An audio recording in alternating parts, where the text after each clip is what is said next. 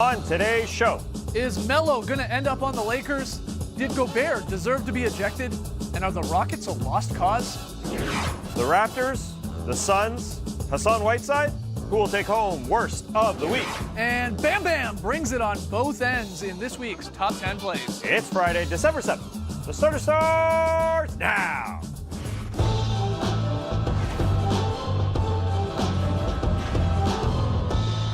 Good evening, Sweet World, and welcome to the starters. I'm J.E. Skeets. That's Tass Mellis. That's the Aussie Lee Ellis, and over yonder, well, that's the bearded one. That's Trey Kirby. Hey-o! Hey-o! TK, what's up tonight? Well, I'm here at the internet looking for your best tweets at hashtag the starters. And if you've been following the news in the entertainment world, then you know the Oscars have had a hard time finding a host for their next show. It's been a couple of months, though, so they got to get down to business, and we're here to lend a hand. Which brings us to today's question. Which NBA player should host the Oscars? This might sound weird, but I think it's Allen Iverson. The guy's retired, so he's got some time to devote to this thing. It would be hilarious to see him up there in a t-shirt or a sweatsuit when everybody else is in their finest attire. And as we heard from the Players Tribune this week, Iverson is a real movie buff, which means he spends a lot of time watching all kinds of movies. He even included his top 5 movies, which somehow include Law-Abiding Citizen and Troy. What? So you know he has eclectic taste, but we want to hear from you. So let us know on Twitter which NBA player should host the Oscars.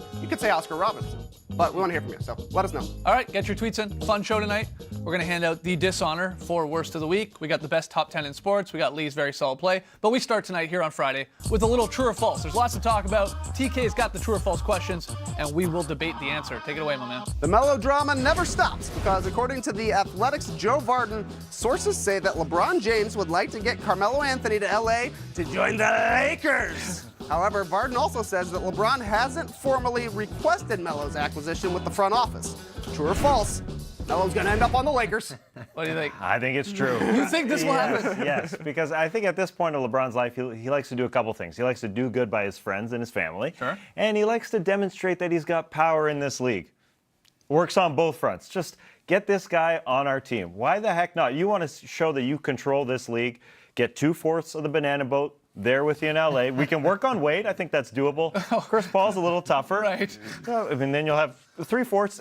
I think you can somehow wield in Chris Paul as well. That could happen one day. Let's stick with Melo. This is easy. Just get him there. Why the heck not? You got a bunch of one-year deals on Because he seems to the be a bad luck charm, honestly. I mean, whether or not it was his fault that the Rockets were 4-6 with him and they're 6-7 without him, so I don't really think it was Melo's fault all that much. But the last couple stops have not worked out well with Melo in the mix because Melo's a scorer. But if he's struggling to score, then he's given up way too much on the other end of the floor. That's the problem. Like, I guess you can look at, is he better than like a Michael Beasley?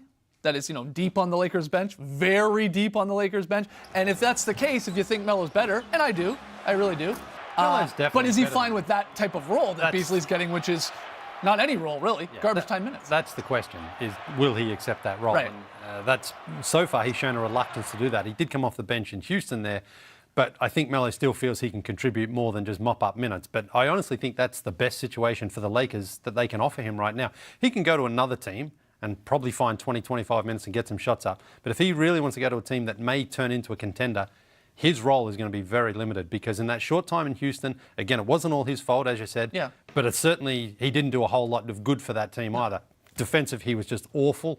Offensively, he had a couple of okay nights, but he had some terrible nights there as well. So at this stage of his career, unless he can truly adapt his game, like a Vince Carter, then there's not a lot of options out there for him, and not a lot of teams are really in the market for him either. I mean, so is that why LeBron is doing this? Is that why he's putting this out? Well, he's not putting it out, but he is putting it out. No, it sounds to me like some people look at this as LeBron sort of helping Melo save a little bit of face If here. he wanted to help like no one friend, wants him, but hey, he should still play, is what he's saying. Away. Yeah, but the thing is, I think Magic Johnson and Rob Pelinka don't want to show that LeBron controls the team. Yeah. Those two, the guys, make the decisions on the team. LeBron, sure, he may be endorsing his friend, but if it looks like LeBron's pulling the strings, then that reflects badly on the management there in Los Angeles, and they don't want to give any sort of leverage to the fact that LeBron's the one who calls the shots there. Melo, look, he's only a young guy, relatively speaking. He can still contribute, but he hasn't shown really an acceptance where he would be like, I'll take whatever's on the table. He still wants to contribute more than he can. This is LA, and I think they can sell it. They can sell it enough. You're right. In terms of basketball, hey, it probably won't work. But why not? Why not give it a shot if you're the Lakers? You can sell anything in LA. You know who can make it work? It is LeBron James, because he'll run over the competition and he'll erase Carmelo Anthony's mistakes, which there shall be plenty. I agree, it probably shouldn't have happened, but at the same time, it's LeBron and he'll get what he wants if he does want it, if he did put it out there, if he kind of put it out there, if his agent put it out there, who knows? Yeah, Melo can't be traded till December 15th. Anyway, if there is going to be a trade between the Rockets and the Lakers, if Well, that why were would to you give happen, up an asset for the right? Lakers? So you're saying just wait until he's potentially waived Yes. and then you get to pick him up. That's in yeah, play. But look, if you're the Lakers, I wouldn't do this right now. I think maybe down the line we do see Melo join LeBron in LA. Not right now. They're 15-9. I think they're exceeding some expectations. Melo's not getting younger, though. So, but you just don't want to, like, even if you brought Melo in and he didn't even play a minute, but then you go on a losing streak, that's going to reflect badly on the Lakers front office and unfortunately, again, Melo. Just having him there, people will go, well, you brought him in, now we lose games. Like, even if he doesn't even play a minute. But this is the year of experimentation in LA to me. You got so many guys on one-year deals. You know, Rondo, Beasley, McGee, Stevenson, KCP. Why not give it a shot? Maybe. For a little fun. I know it's not a something. good shot, but it's a little fun. It's funny. All right, next one here. Just for the record, I endorse all you guys as friends as well. But okay, thank thank you. you. Thanks. Rudy Gobert, though, had a short night last night as he was ejected just 3 minutes into the Jazz's eventual win over the Rockets. The ejection came just a day after Gobert was fined for criticizing officials earlier this week, and just a few seconds after he smacked a bunch of stuff off the scorer's table. True or false? Rudy Gobert deserved to be ejected. Okay. True. For the incident that he got ejected for, which was Smacking stuff and off the talking scorer's to the table. referee, and really yelling at the referee, Right. demonstratively. Okay, Giving it to them. okay, I'll agree with that. But yeah, to getting to that point when he got called for a foul on the opening tip was bogus. I can't remember ever seeing this. I really, truly can't. How is this a foul? That It's not a happens foul. every NBA jump ball to start a game. There's contact. Yep. There's guys jostling. And if anything, they go, all right, well, let's just jump it again. Okay, you know, cut it out. You guys are grabbing onto each other. Let's do it again. But he only got that foul, I truly believe, because the officials were wanting to send a bit more of a message to him, who had just complained, got the $15,000 fine for complaining about that game against the Heat on the weekend. And we talked about it here on the show with Gobert saying, you know, call it fair both ways. He called them out. Yeah. And it cost him some money in his wallet. But they continued, like, they were targeting him here. Yeah. And then the second one wasn't a great call either. It was hard and flopping and being smart about it probably that maybe the rest were seeking out another call on Rudy. So he did his Harden thing. There's some contact, sure. And then that's why he's so upset. That one happens all the time. Yeah, but that first one's insane. The referee clearly came in with an agenda. No question for that first one. Watch Because- out, Roz Gold on Wood is just trying to do her job. Yeah. I'm glad But she didn't get anything that out is of it. very unprofessional, I think, that first foul call, and it's petty. Because you don't call that unless you are looking to call it, and as soon as you see any contact, you call it. Yeah. And the NBA officials need to come out and actually say something about this, because this is going to cause even more tension between players and officials if the officials are coming in and making ridiculous calls like that. Look, overall, the refs do a fantastic job. And the flop one, okay, that happens, bad call, whatever. But this first one, was someone coming in saying, I'm giving this guy a foul to send him a message. And that's wrong. Yeah, I agree. And look, the referee was Courtney Kirkland. He, a year ago, remember, was the referee that got into it with Sean Stevenson. Right. Livingston, excuse me. And he was suspended by the league Rightfully so. you know, sort of going head-to-head with Livingston. Livingston got a game, and Kirkland was, you know, told to take basically a week off without pay. I don't think that will happen in this case, but they should look into it. Of course they should. If he is really targeting Rudy Gobert here, should they not? Well, it's very different in terms of what physically happened, though. Yeah, right? yeah. How do you look into that? How do you determine? I get it. But do you think he targeted him? Yeah, I think the referees. And do you think that's fair? Made it no. No, It's well- not fair. It's not fair No. whatsoever. The fine was actually kind of light. I thought that he got $15K for that in the first place. But it's different than a headbutt, which I agreed with at the time. The suspension at the time sure made sense. Just to point out that talcum powder swipe. Hey, sorry, Trey, I'm taking the camera back for you for a second. The swipe with the talcum powder is so rare to see in the NBA. Somebody act out that way. Yeah. I think it's been sort of outlawed from the game. Just those acts of just.